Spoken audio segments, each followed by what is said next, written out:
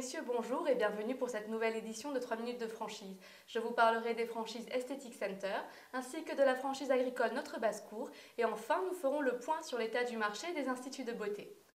Depuis 2004, la franchise Aesthetic Center est considérée comme l'un des leaders du marché des centres de beauté et de bien-être.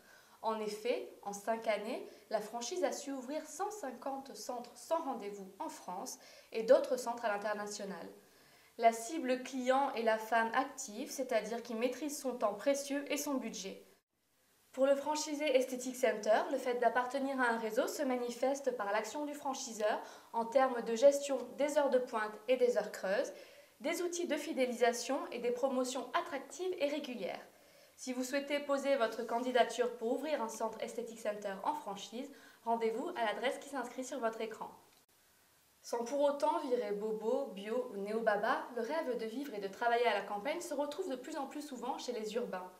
La première franchise du type agricole s'appelle Notre Basse-Cour. Il s'agit en effet d'élever en plein air, sur 1,5 hectare minimum, des poules pondeuses fermières et de vendre les œufs.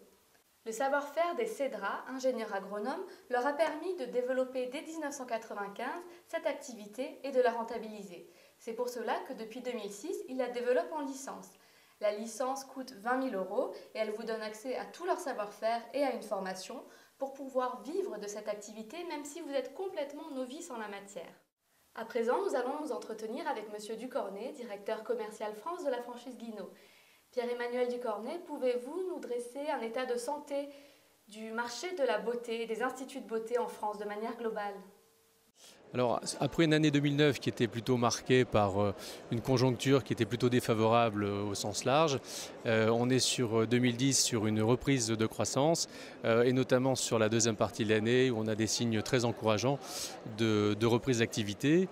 Et en ce qui concerne la marque Guinot, on est sur un regain de part de marché qui laisse augurer de beaux projets, notamment par rapport à notre concept d'affiliation, qui est un concept complètement abouti et novateur, que l'on propose et que l'on a déjà mis à disposition puisqu'on est très fiers de présenter une douzaine d'ouvertures de comptes en année 1, qui est donc une formidable réussite pour la société et la marque.